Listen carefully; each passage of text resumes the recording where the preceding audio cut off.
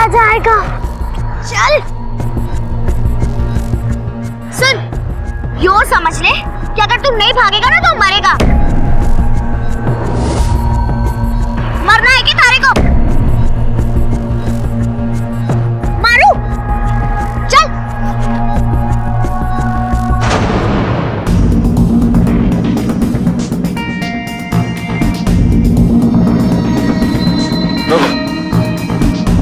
क्या बात हो गई? सब टीले के पास एक लाश देखा। लाश? जी। बैठो।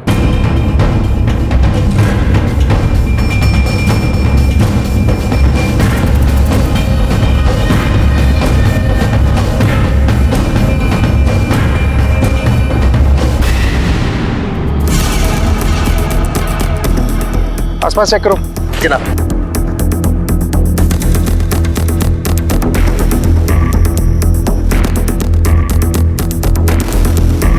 उधर ऊपर देखो। सर, जेब में से टिकट मिला है, किसी प्राइवेट बस का लगता है, वो भी 2 दिन पहले का। लाश हाईवे से इतनी दूर मिली है सत्यजीत। अगर ये आदमी अलवर जा रहा था तो यहाँ कैसे आया? आसपास ना तो कोई बस स्टॉप है, ना ही बस अड्डा, और ना ही कोई खून के निशान। मतलब इसे कहीं और मारकर यहाँ फेंका गया है। अच्छे से चेक करो, शायद इसका कोई सामान मिले। सब ऐसे जेब में से मोबाइल, वॉलेट वगैरह कुछ नहीं मिला। ये ऐसा तो नहीं कि 1-1 रुपए लूट के किसी ने इसको मार के यहाँ फेंक के चला गया? हो सकता है सत्यजीत। सर, एक जूता मिला बच्चे का।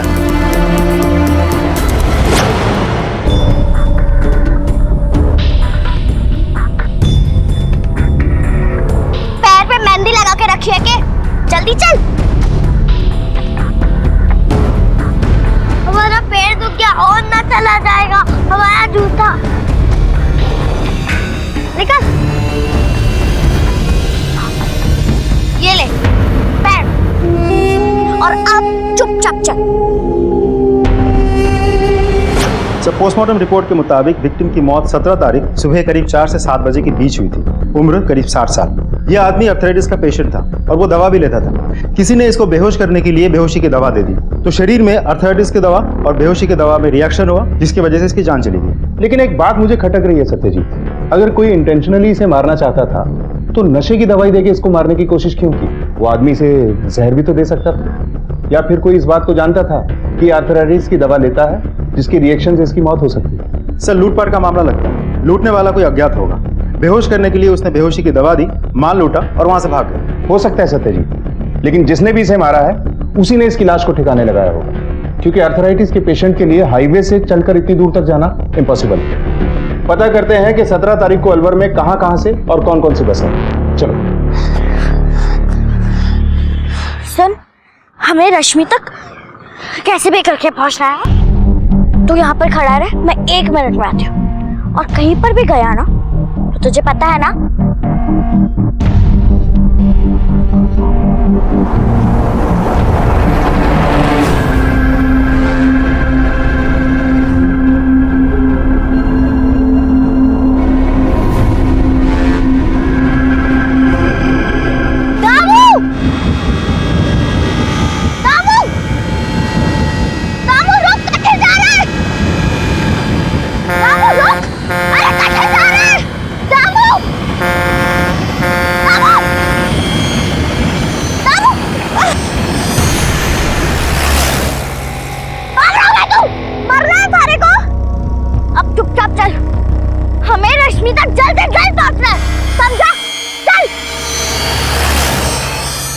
नमस्कार, आदाब। क्राइम पेट्रोल डायल 100 में आप सबका स्वागत है।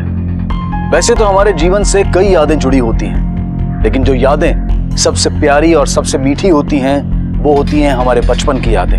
हमें बचपन से ही सिखाया जाता है कि जिंदगी जीने के सिर्फ 2 तरीके होते हैं, एक सही और एक गलत। लेकिन बचपन के पड़ाव में नन्हे कदम मासूमियत की उस पगडंडी पर होते हैं जिस पगडंडी का जिंदगी की असल सच्चाइयों से कोई लेना देना नहीं होता। आखिर कौन है ये लच्छी और इस आदमी से लच्छी का क्या वास्ता है? आज की कहानी राजस्थान के एक अपराध और तहकीकात की एक ऐसी कहानी है जो आपको सोचने पर मजबूर कर देगी।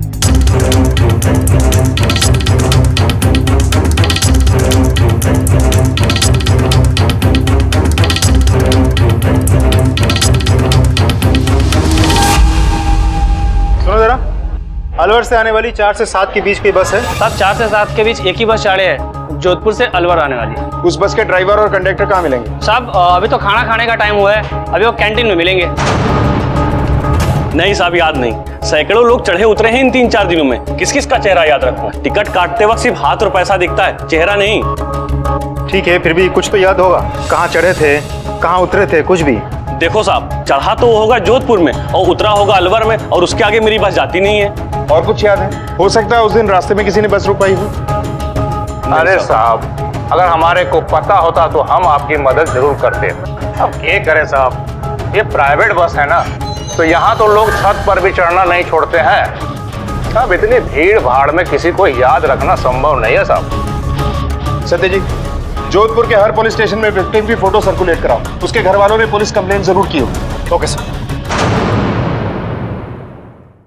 4 दिन हो गए साहब, कब ढूंढ के लाओगे हमारे पोते को? माताजी अब परेशान मत होइए, ये फोटो हमने आसपास के सारे थाने में दे दिया है। जैसे मुझे कुछ खबर मिलती है सबसे पहले मैं आपको इन्फॉर्म करूंगा। अब जाइए। क क ख ख ग ग घ घ। आ गई बुढ़िया तू कफन का इंतजाम करके? हाँ, खुद तो आधी कब्र में है और लगता है हम दोनों को भी साथ ही लेके दफन होगी तू। किसी को साथ लेकर दफन नहीं होना है हमारे को। पोता है हमारा, कुल का दीपक, इसी के कंधे पे वंश आगे चलेगा। हाँ हाँ, मारा छोरा तो नीम के पेड़ से लटका मिला है ना, उसमें थोड़ी ना कुबत है वंश को आगे बढ़ाने की। जब देखो दामो दामो दामो, एक छोरे का बवाल मचा के रखा है। अरे जब कुछ पता चलेगा तो पुलिस खुद ही आके बोलेगी ना कि रोज वो थाने जाने की, उनके गले की घंटी बनने की क्या जरूरत है आपको? थारा मोनू गायब होता ना, तब तुम्हें पता चलता। सुनते हो? जरा बाहर आके अपनी मासा को देखो। अरे क्या है, क्या इतना चीख चिल्लाने से? आज फिर थाने गई थी फांसी का फंदे का इंतजाम करने। जब तक ये घर में है ना तो दुश्मन का कोई काम नहीं है। अरे तो क्या करूं, इनका मुंह से समझा समझा के थक गया, बात इनके दिमाग में घुसती ना है। तू भी कितना कड़वा बोलती है। तो क्यों ना बोलूं? शहर चटा के देख लिया, पैर धो के पी लिया बुढ़िया के, और क्या करूं मैं? कुछ हुआ? वही बड़ा बेटा उसका बेटा सारा दिन यही रटती रहती है। संभाल लो, नहीं तो ये जो बन ठन के जाते हो ना इस्त्री किए हुए कपड़े पहन के, नसीब ना होगा, क्योंकि जेल में रोज 10-10 दिन तक एक ही कपड़ा पहनना पड़ता है। अम्मा, अम्मा।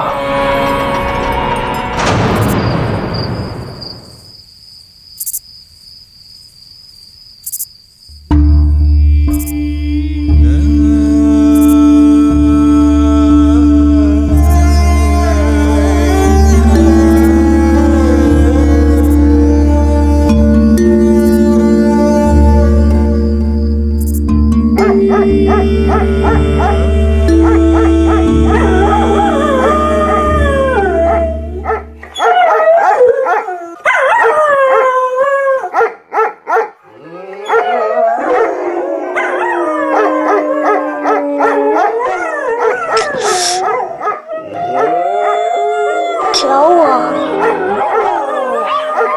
लगता है कुत्ते चले गए। काबू काबू, ठीक है ना? काबू।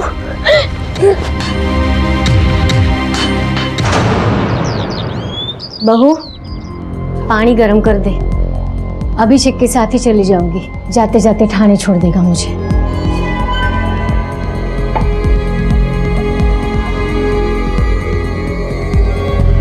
बहुत शौक है ना तुझे थाने जाने का? अब रुक, तुझे अस्पताल पहुंचाती हूँ मैं। पता नहीं दामू कब मिलेगा। मासा, मैंने बाल्टी में पानी गर्म करके रख दिया है, अब जल्दी जाके नहा लीजिए, थाने भी तो जाना है आपको।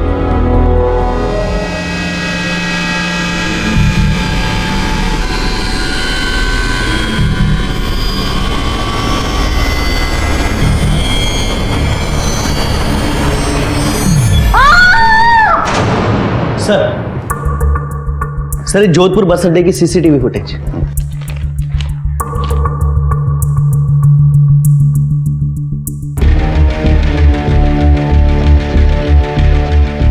ये लोग कौन है? सर ये सारे बालाजी भगवान के भक्त हैं। यहाँ एक बालाजी मंदिर है जहाँ सारे लोग गेरुआ रंग के कपड़े पहन के दर्शन के लिए आते हैं। तो शायद ये लोग भी जोधपुर से अलवर दर्शन के लिए आए होंगे। सत्यजीत, इनसे हमें कोई स्ट्रांग लीड मिल सकती है।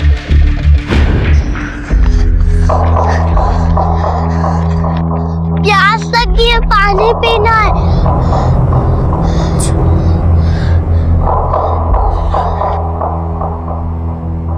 प्यास लगी है, पानी पीना है। अच्छा अच्छा, ये ले। ये पानी है क्या कीचड़ है? इसमें से तो बदबू आ रही है। देख, ज्यादा नाटक मत कर, चुपचाप पी ले। बहुत मुश्किल से ये पानी भी नसीब हुई है। चल पी ले चुपचाप। तुम गंदी हो, हर बार मुझे डांटते हो। मुझे आपके साथ नहीं रहना, मुझे घर जाना है, मुझे दादी के पास जाना है। कब ढूंढ के लाओगे हमारे पोते को? पागल है क्या तू? पागल है? पहले कहता है पानी चाहिए और जब पानी लाया तो खुद फेंक दिया। ढीले पर क्या कल नहीं तेरे में नीरा बावड़ा।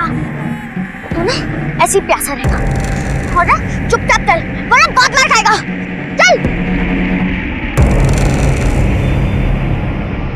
हाँ साहब, उस दिन ये बस में हमारे साथ थे। मेरे आगे वाली सीट पे बैठे थे ये और 2 बच्चे थे इनके साथ। 2 बच्चे? हाँ साहब, एक लड़का और एक लड़की। लड़की शायद 10 या 12 साल की थी और लड़का शायद 4 या 5 साल की। हाँ साहब, मुझे भी अच्छे से याद है, उनके साथ में तो बच्ची थी। और वो आदमी भी ना बच्चों से कुछ बातें नहीं कर रहा था। बच्चा काफी डरा और सहमा हुआ लग रहा था। और जहाँ बच्ची बैठी थी ना, बच्चा उसी के पास बैठा था। उस आदमी को तो जैसे कुछ मतलब ही नहीं था बच्चों के साथ। अच्छा, इन लोगों को कुछ खाते पीते देखा था आपने रास्ते में, या कहीं बस रुकवाई थी इन लोगों ने? नहीं साहब, ऐसा तो कुछ नहीं था, पर हाँ बच्ची के हाथ में एक बिस्कुट का पैकेट था। तीनों जने बिस्कुट ही खा रहे थे।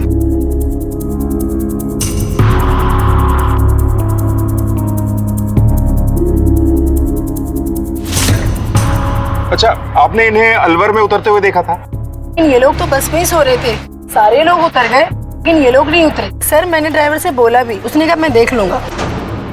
पुलिस को अब तक ऐसी कोई लीड नहीं मिली थी जो उन्हें लच्छी तक पहुंचा सके। क्या लच्छी ने दामू का भी अपहरण किया है? लच्छी ये सब क्यों कर रही थी? रश्मि के पीछे क्या राज छिपा था और लच्छी की कहानी में रश्मि का क्या रोल था? पुलिस को अब तक विक्टिम से जुड़ी कोई जानकारी नहीं मिली थी।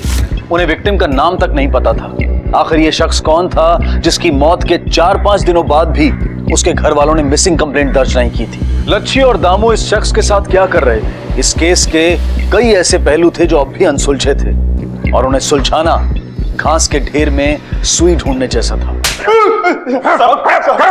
मैंने कुछ नहीं किया साहब। सुबह 4 बजे तेरे बाप ने टीले पे बस स्टॉप खोला था, नहीं तो उसी बस के नीचे ले जाके लेटा दूंगा। 5 मिनट भी नहीं लगेंगे एक्सीडेंटल डेथ का केस बनाने में। क्यों नहीं बोला? सच बोलो, बीवी बच्चे वाला आदमी साहब, वो गया होगा साहब। वो एक नंबर का हरामी है, अकेले क्या होगा ये सब करने? मुझे कुछ नहीं पता साहब, मैं तो बस अड्डे पे सो रहा था। बच्चे की कसम साहब। तेरे कंडक्टर ने मुंह खोल दिया है। भलाई इसी में है कि तू भी सच सच बता दे, वरना लाइफ में ऐसा रिवर्स गियर लगेगा कि सारी जिंदगी पछताता रहेगा। क्यों मारा उस आदमी को? कहाँ है उसका सारा सामान? साहब वो मेरे से झूठ बोला है साहब, मुझे फालतू में घसीट रहा है साहब। मैंने बुड्ढे को नहीं मारा। सारी सवारी अलवर में उतर चुकी थी साहब, फिर भी बिंदास हो रहा था साहब। बुड्ढे को जगाने जब उसके पास गया तो देखा वो जिंदा ही नहीं था साहब, मर चुका था साहब। तो बाया, अरे उठ बाया। अरे ये तो मर गया। हम लोग घबरा गए थे कि कहीं उस बुड्ढे की मौत का इल्जाम हमारे ऊपर ना आ जाए। लगता है किसी ने मार दिया इसे। पुलिस को फोन करे क्या? अरे पागल हो गया क्या? अपनी गाड़ी के ना कागजात हैं और ना ही मेरे पास लाइसेंस है। ऐसा करते हैं, इस झंझट को यहीं कहीं आगे जाके फेंक डालते हैं। साहब हम बुड्ढे को ठिकाने लगा के वापस आ रहे थे, तब तक बच्ची को होश आ गया और उल्टा हम पे चढ़ बैठी साहब। अरे उसको तो होश आ गया। बेटा सुन मेरी बात तो। आगे मत आना। अरे सुन बेटा, मैंने को समझा रही थी, आगे मत आना। हमने नहीं मारा। अरे हम लोगों ने नहीं किया है। सुन अरे सुन हम लोगों ने नहीं मारा है। लोगों ने नहीं मारा। अरे उठ तो पीछे। अरे हम लोगों ने नहीं किया है। जूता। देखो, अगर तुम लोगों की कहानी में एक भी लाइन झूठी निकली ना तो हड्डी पसली एक कर दूंगा दोनों की। चाहे हम दोनों की हड्डी पसली एक कर दो साहब, पर हम लोगों ने कुछ नहीं किया है साहब। सत्यजीत, दोनों बच्चों के स्केच बनवाओ, सीसीटीवी फुटेज एक बार फिर से चेक कर दें। हो सकता है ये दोनों बच्चे किसी गैंग के मेंबर। पूरे इलाके में इनके बारे में पूछताछ करो।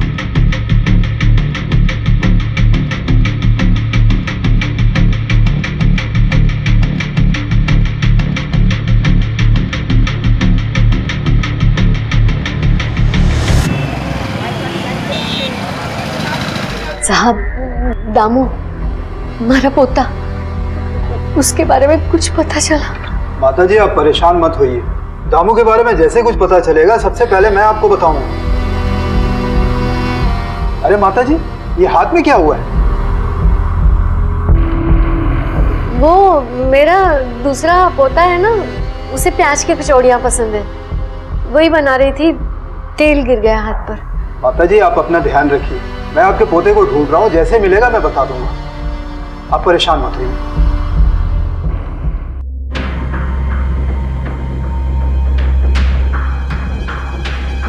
सुन, अपना मुंह मत खोलना, समझा?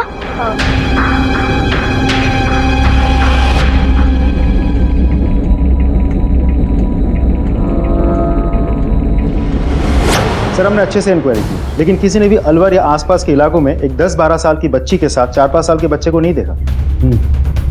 दोनों की उम्र बहुत छोटी है सत्यजीत, गए भी होंगे तो कितनी दूर जाएंगे? अलवर से लेकर फिरोजपुर, चिकानी, बहरौर और नागौर, इन सब एरिया के हर बस स्टॉप पे पूछताछ करो। ज्यादा से ज्यादा बस, ट्रक और इस रूट पर डेली सफर करने वालों से पूछो। अगर बच्चे अलवर से आगे की तरफ गए हैं तो इस रूट पर कहीं ना कहीं किसी ने इन्हें जरूर देखा होगा। सत्यजीत, हमें हर हाल में बच्चों को ढूंढ निकालना है। दरवाजा खोलो बेटा, असल से सूट ज्यादा प्यारा होता है। दामू हमारा पोता है, जगदीश की निशानी। तू जो रोटी खा रहा है ना और इस छत के नीचे रह रहा है, सब जगदीश का ही तो है। हमारे पोते को, इस घर के कुल दीपक को ढूंढ ले आऊंगी मैं, वापस ले आऊंगी उसे। खोल दो दरवाजा। आप भी ना माँ के लाड में बह गए थे, इसी प्यार में बह के किसी दिन डूब जाएंगे आप। अरे इन्हें तो आदत हो गई है रोज थाने जाने की, पर मन नहीं शौक ना है जेल में चक्की पीसने की। अगर सच सामने आ गया ना मन्नू के बापू, तो सोच लो हमारा क्या हाल होगा वहाँ। इन दोनों को देखा है? हाँ साहब। कहाँ देखा था? बेटा तुम लोग दोनों अकेले हो, तुम्हारे साथ कोई बड़ा नहीं है, तुम्हारे माँ और बापू कटे। काका अभी आप कहाँ जा रहे हैं? बेटा मैं जोधपुर जा रहा हूँ। हमें भी जोधपुर ही जाना है। वो हम रास्ता भटक गए हैं ना, हमारे मामा वहाँ रहते हैं, हम उनके पास चले जाएंगे। हाँ बेटा मैं तुमको जोधपुर छोड़ दूंगा। क्यों काका, हमें जोधपुर छोड़ देंगे, वहाँ से रश्मि तक पहुँचने में ज्यादा देर ना लगेगी। रश्मि? हाँ साहब, यही नाम लिया था सोरी ने। आखिर रश्मि है कौन? कहीं ये दोनों बच्चे बाकी किसी ग्रुप के तो नहीं थे? सर ऐसा तो नहीं कि रश्मि इस ग्रुप की लीडर हो। अरे तुमने जोधपुर में कहाँ उतारा था? साहब जोधपुर में नहीं उतारा था, बीच में एक हाईवे पे राजस्थानी ढाबा पड़ता है ना, वहाँ पे उतारा था उनको। क्यों? ऐसे बीच सड़क पे क्यों? साहब ये सोरी ने तो मेरे ही पैसे चुराने की कोशिश की और मैंने ढाबे पे उतार दिया। इसकी जैसी चालाक सोरी मैंने जिंदगी में कभी नहीं देखी।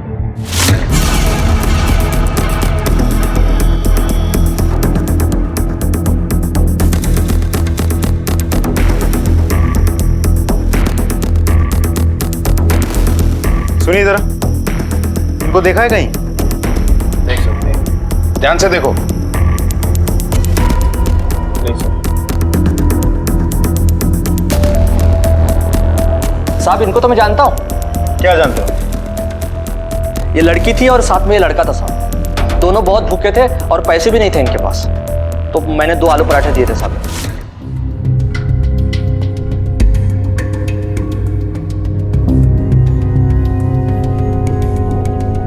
अरे तो क्या हुआ, अपनी खुद की गाड़ी है।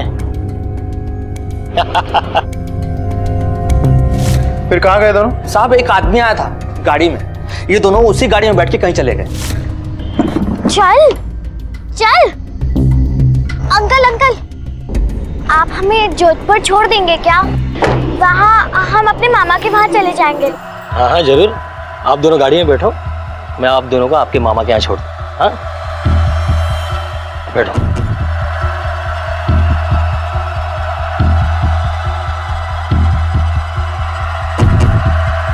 किस तरफ गए थे? वो दोनों गाड़ी में बैठ के इस तरफ गए थे साहब। Thank you. ये लड़की तो बहुत चालाक है। अगर हमारा शक सही है और ये वाकई किसी गैंग की मेंबर है तो इसने पहले ट्रक वाले को फंसाने की कोशिश की। जब ये प्लान फेल हो गया तो इसने कार वाले को फंसाया। पूरे एरिया में इनकी फोटो लगवा दो, इन्हें बहुत जल्द ढूंढना होगा। सर,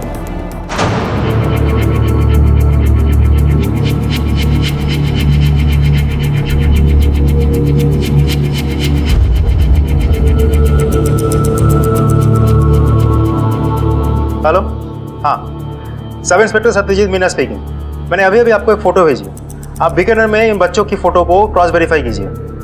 अगर ये वही बच्चे हैं तो ये दोनों बच्चे उस बूढ़े आदमी को नहीं जानते, क्योंकि सीसीटीवी फुटेज में ये बूढ़ा है ही नहीं। सिर्फ ये दोनों बच्चे बस पे चढ़ रहे हैं। मतलब वाकई ये दोनों बच्चे किसी और गिरोह के हैं। ओके सर, एक मेजर लीड हाथ लगी है। जो बच्चे हमें बीकानेर बस अड्डे के सीसीटीवी कैमरे में दिखा था, उसी बच्चे की मिसिंग कंप्लेंट बीकानेर के हनुमान हट्टा पुलिस चौकी में काफी समय से दर्ज है।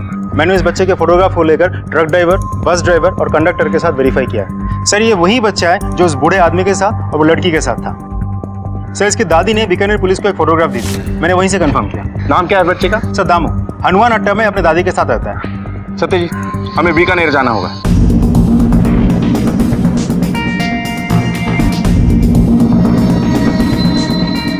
साहब, दामू मिल गया, हमारा पोता मिल गया। लो, गई भैंस पानी में। हम आपके पोते को तलाश कर रहे हैं। आप हमें ठीक से बताइए कि आपका पोता लापता कैसे हुआ? साहब, दामू के माता पिता यानी हमारा बड़ा बेटा और बहू पिछले साल हरिद्वार गए थे दर्शन के लिए। बस पलट गई और दोनों स्वर्ग सिधारे। तब से हमारा पोता हमारे साथ ही रह रहा है। पता नहीं कुछ दिनों से कहाँ लापता हो गया। देखिए, आपका पोता दामू हर बार एक लड़की के साथ देखा गया और जिस लड़की के साथ वो है उस लड़की की उम्र 10 से 11 साल होगी। ये उसकी फोटो है।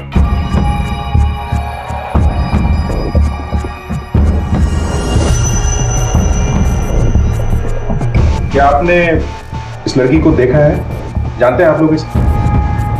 सब क्या पता कौन है ये चुड़ैल जो हमारे 5 साल के बच्चे को चुरा के भाग गई। ये फोटो देखिए, जानते हैं सर? ना साहब, मैंने पहले कभी ना देखा ये आदमी को। हाँ साहब, हमने भी ना देखा है। कौन है ये?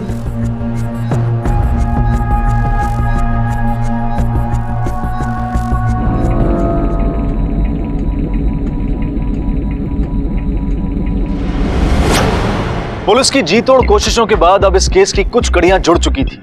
अब उन्हें पता चल चुका था कि लच्छी के साथ देखे गए बच्चे दामू का इस सब से कोई लेना देना नहीं था। लेकिन इन सब के बीच जो सबसे ज्यादा चौंका देने वाली बात थी वो ये कि लच्छी ये सब क्यों कर रही थी। उसने दामू का ये अपहरण क्यों किया। दामू के परिवार वाले न लच्छी को पहचानते थे और ना ही उस शख्स को जिसकी लाश पुलिस को मिली थी। आखिर ये माजरा क्या था? साहब, ये हमारे मित्र है विपिन जी। ये देखिए फोटो इन्होंने उसी बस के अंदर खींची थी। ये लड़की देखिए, जो पीछे बैठे ना, ये वो लड़का है। Thanks a lot mister Nair, लेकिन ये फोटो तो हमें सीसीटीवी फुटेज से मिल चुकी है।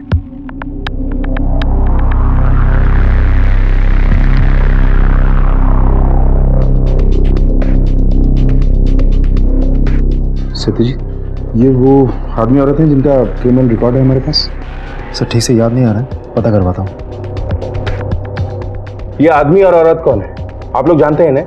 साहब, ये लोग हमारे साथ तो नहीं थे, लेकिन हाँ उस बस में उस रोज सफर जरूर कर रहे थे। हम दोनों लोग जो है भजन गा रहे थे और भजन गाने में हम सबका साथ दे रहे थे ये लोग। अच्छा, ये बच्चा और बच्ची से बातें भी कर रहे थे? हाँ साहब, कई बार इन लोगों ने उस बच्चा और बच्ची से बात की थी। अरे बेटा, आपका क्या नाम है? दामू। दामू? वाह, कितना प्यारा नाम है आपका। कौन से स्कूल में पढ़ते हैं बेटा? ठीक है, थैंक यू। आप लोग जाइए। सत्यजीत सर, इन दोनों की फोटो आसपास के हर पुलिस स्टेशन में सर्कुलेट करो। हो सकता है ये सब एक ही गैंग के मेंबर हैं। जैसे ये दोनों हाथ लगेंगे हमें बच्चों के बारे में पता चलेगा। पुलिस को सच बताने में हार्ज ही क्या है? लगता है बड़े बेटे और बहू को गवा के आपका मन नहीं भरा, जो हमें भी चिता पे लेटाना चाहती हैं। सच सामने आ गया ना तो हम अकेले ना जाएंगे जेल, आप भी जाएंगे साथ में। ऐसा कौन सा गुनाह किया है हमने? बस एक छोटी सी बात। हर बात को जुबान पे नहीं लाना चाहिए। आपको पता नहीं है उन बातों को सुनने के लिए यहाँ पर कान कितने। इसीलिए इस राज को अपने पेट में ही पचा लीजिए और हो सके तो अपने साथ ही इसे ले जाए।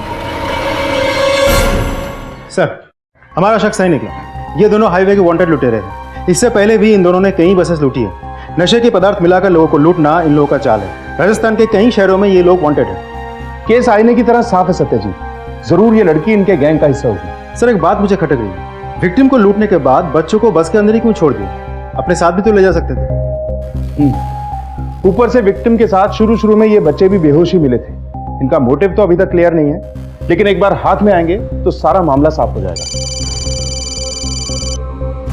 Hello, okay good, thank you. एक गुड न्यूज़ है सर, दामू मिल गया। हमारी पेट्रोलिंग टीम उसे यहाँ लेकर आ रही है। Good job. दामू की फैमिली को भी यहाँ बुलवाओ। चल।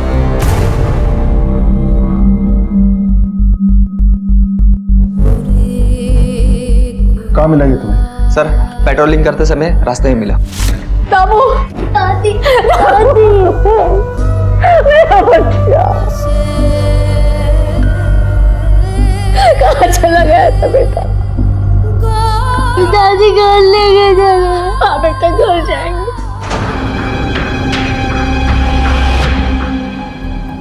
बेटा दामू, जो बस में दीदी थी आपके साथ, आप जानते हो उसको? साहब, अभी हमारा छोरा कितना डरा हुआ है। अभी इससे इतने सवाल जवाब पूछना ठीक ना है। साहब, अभी तो मिला बेचारा और न जाने कैसे कैसे हादसों से गुजरा होगा। पहले इसे घर तो जाने दो। देखिए प्लीज, हमें हमारा काम करने दीजिए। हाँ बेटा, बोलो, कौन थी वो लड़की? कहाँ छोड़ा था उसने आपको? बोलो बेटा, क्या हुआ था आपके साथ? नहीं, कार में आए थे। बेटा, कौन अंकल? नाम पता है तुम्हें? तुम्हें शक्ल याद है? नहीं।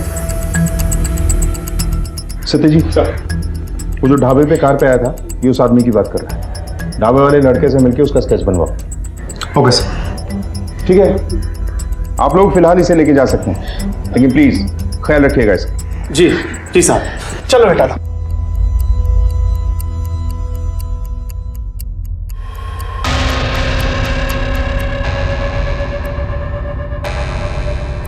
अच्छा, दामू ने लाची का नाम नहीं लिया, नहीं तो सब गड़बड़ हो जाता। और हमें ध्यान रखना होगा कि पुलिस इसके आसपास में ना पटके, समझे? हाँ चलो। इन बच्चों को जो गाड़ी में बिठाकर लेकर गया था, उसकी शक्ल पहचान लोगे? हाँ साहब, बिल्कुल। स्केच बनवा सकते हो? हाँ साहब, बिल्कुल।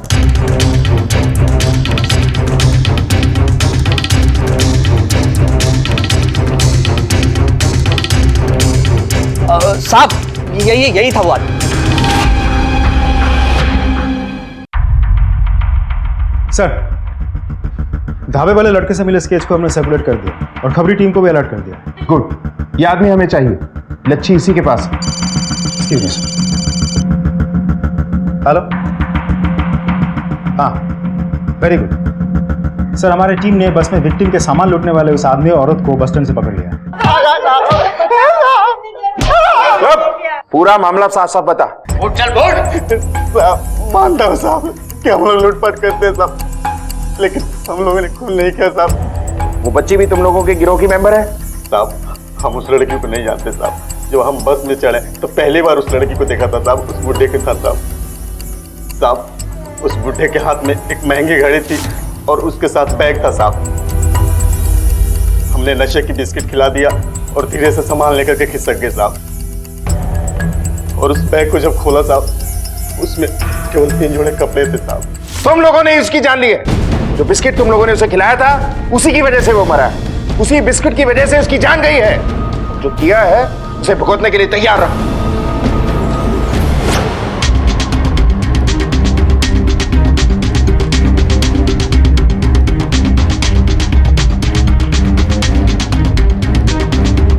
साहब जी, थारो मुजरिम तो खड्डी गांव में से 2-3 बार जेल काट के आ रही उसे।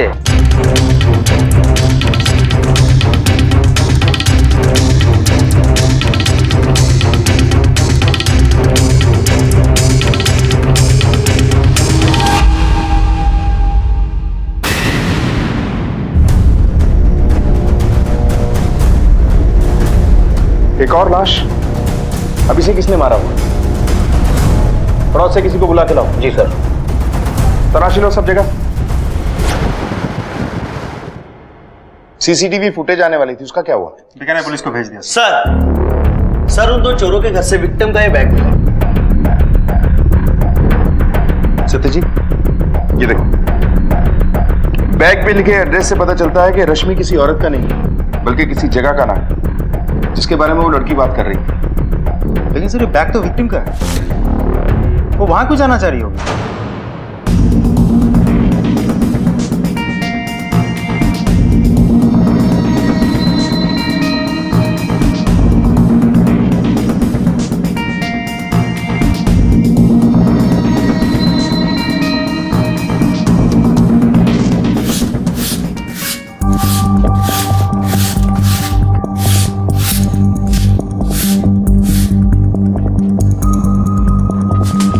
खम्मा घड़ी। घड़ी खम्मा। ये फोटो देखिए जरा, पहचानती है आप? हाँ, ये दामोदर भाई है, यही तो उनका घर है। काफी सालों से हम एक दूसरे के पड़ोसी हैं।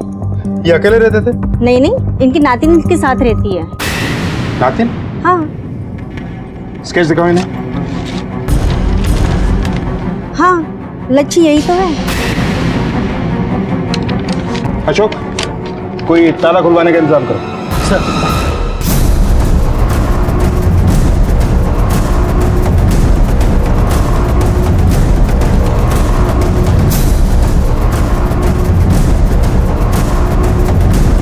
सत्यजीत सर, ये तो दामू है, इसकी फोटो इनके साथ कैसे?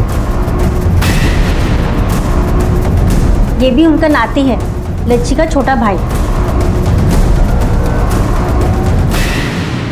हाँ साहब, दामू और लच्छी दोनों सगे भाई बहन हैं साहब। 2 साल पहले जब हमारे जेठ जेठानी की मौत हो गई तो मासा ने लच्छी को उसके नाना के घर भेज दिया साहब। छोरी थी ना साहब, बोझ थी, और मासा को साहब केवल अपना वंश पालने से मतलब था, इसलिए दामू को उन्होंने अपने पास रख लिया साहब। और दामू और लाची अलग हुए तो दामू बस 2 साल का था और लच्छी 8 साल की, इसलिए लच्छी को तो अपना भाई याद था, पर दामू को कुछ ना पता था साहब, इसलिए साहब वो लच्छी को नहीं पहचान सका। तुम्हारी क्या दिक्कत थी? तुमने क्यों उसे पहचानने से इनकार कर दिया? छोरी पाल के मैं का करती। सर का बोझ किसको अच्छा लगता है साहब? मने तो हमारे पोते से मतलब था, आखिर में वही तो हमारा कुलदीपक है। आप खुद एक औरत हो के ऐसा सोचती? बड़ी शर्म की बात। आप शायद भूल रही है कि लड़का और लड़की में कोई फर्क नहीं होता। लड़की कभी किसी के लिए बोझ नहीं होती, वो बच्ची आप लोगों की थी। साहब, लच्छी की जिम्मेदारी लेके हमें क्या मिलता? आप लोग तो उसे हमारे ही मत्थे मर देते, फिर उसका खर्चा पानी सब देखना पड़ता, इसीलिए पहचानने से इनकार कर दिया। अब इसमें कौन सा अपराध कर दिया?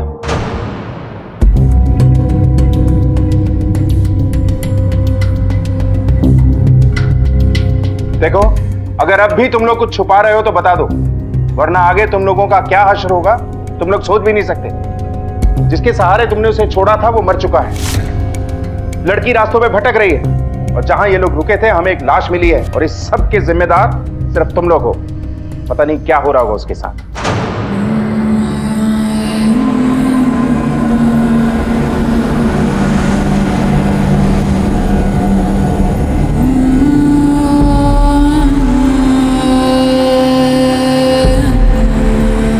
आज हम देश में नारी सशक्तिकरण की बात करते हैं, बेटी बचाओ के नारे लगाते हैं, और वहीं दूसरी तरफ हम खुद बेटी और बेटे में भेदभाव करते हैं। क्या लड़की होना इतना बड़ा जुर्म है कि पैदा होने से लेकर जीवन के हर पड़ाव में उसे बार बार ये एहसास कराया जाए कि वो सिर्फ एक बोझ है? जब किसी घर में एक बेटी पैदा होती है तो उस घर की किस्मत खुद ऊपर वाले के हाथों लिखी जाती है। जितना प्यार दामू की दादी ने अपने पोते के लिए दिखाया, काश उतना ही प्यार अगर वो अपनी पोती के लिए दिखाती तो आज ये परिवार ऐसी हालत में ना होता। पुलिस उसकी तलाश में जमीन आसमान एक कर रही थी।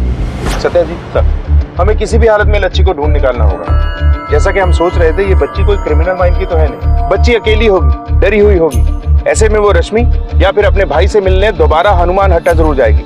हर चेक पोस्ट पे उसकी फोटो भिजवा दो। अपने खबरी नेटवर्क को एक्टिवेट करो। Bus stand, railway station, public places, हर जगह निगरानी रखो। Yes sir.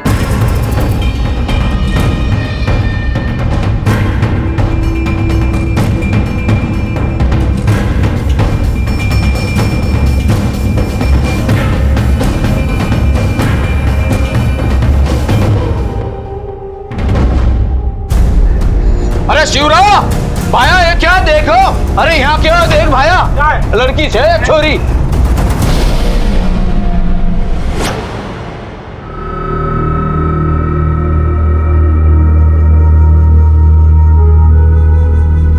लच्छी, आप डरो नहीं। आपके बारे में बहुत कुछ हमें पहले से पता चल चुका है। बाकी बातें हमें आपसे जाननी है। बोलो, अपने ही भाई को किडनैप क्यों किया आपने? साहब, उसे तो पता भी नहीं कि मैं उसकी बहन हूँ। बहुत छोटा था जब दादी ने हम दोनों को अलग कर दिया। मेरी माँ ने कहा था कि दामू का ख्याल रखना, और मैं मेरी माँ की बात नहीं टाल सकती।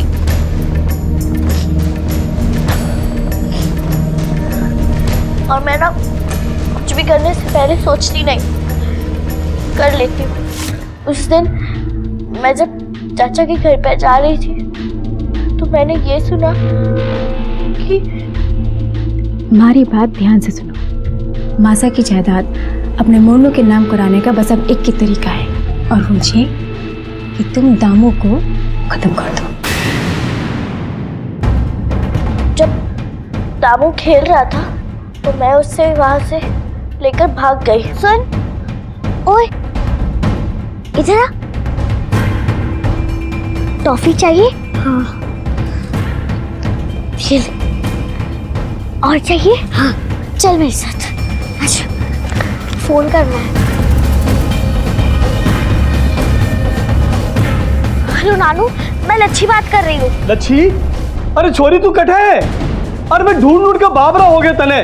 नानू, मैं बीकानेर में हूँ दामू के साथ। अरे तू बीकानेर कब और कैसे पहुँच गई? मैं यहाँ दामू से मिलने आई थी, और आप जानते हैं यहाँ आके मुझे क्या पता चला?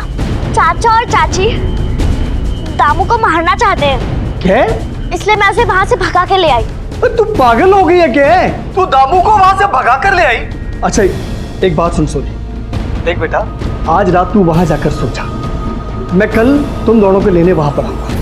नहीं नानू, मैं यहाँ नहीं रुक सकती। आप मुझे जोधपुर में मिलो, मैं दामू को लेकर वहाँ आती। फिर हमने बीकानेर से बस पकड़ी और जोधपुर आए। वहाँ हमें नानू मिले। वो हमसे इतने गुस्सा थे कि उन्होंने हमसे बात तक नहीं की। रश्मि के लिए वहाँ से कोई बस आती जाती नहीं, इसलिए हमने अलवर की बस पकड़ी। और बस में नानू को क्या हुआ कि वो वही, और जब हमें होश आया तो वो ड्राइवर और कंडक्टर हमें पकड़ पाते उससे पहले मैं दामू को लेकर भाग गई रश्मि के लिए। अगर आप उस वक्त मदद के लिए हमारे पास आते तो ये सब कुछ नहीं होता। अच्छा, जब तुम्हारे नाना मर गए थे तो तुम जा कहाँ रही थी? रश्मि में मेरे मुंह बोले मामा रहते हैं, उनके पास। मैं बताती हूँ मैडम, बताती हूँ। हाँ साहब, ये सच है कि मैं दामू को मारने का सोच रही थी, क्योंकि वो बुढ़िया सब कुछ उस चोरी के नाम कर रही थी साहब। और साहब हमारे को सब कुछ हमारे मोनू के नाम चाहिए था साहब। अच्छा रची, तुमने बलदेव को क्यों मारा? बलदेव हमें एक ढाबे पर मिला।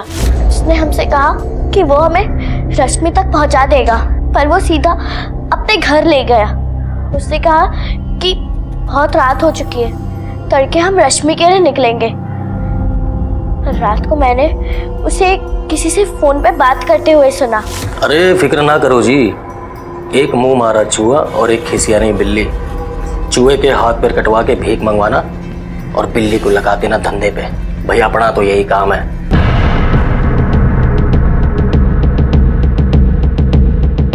दामू भाग, दामू जल्दी भाग। सुन दामू, तू वो दीवार है ना, वहां जाके छिप जा, ठीक है? मैं तुझे थोड़ी देर में लेने आऊंगी, ठीक है? जल्दी जा।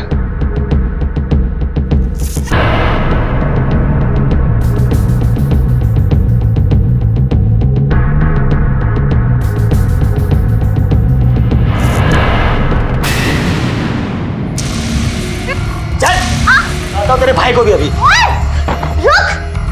मेरे भाई को कुछ ज्यादा छोड़ूंगी नहीं। खोल! थोड़ी देर बाद वो वापस आया। लाख कोशिशों के बाद भी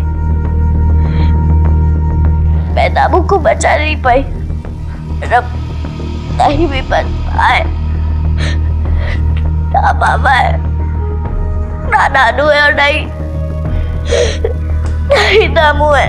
दामू है, सही सलामत है। दामू, दामू, दीदी, दामू,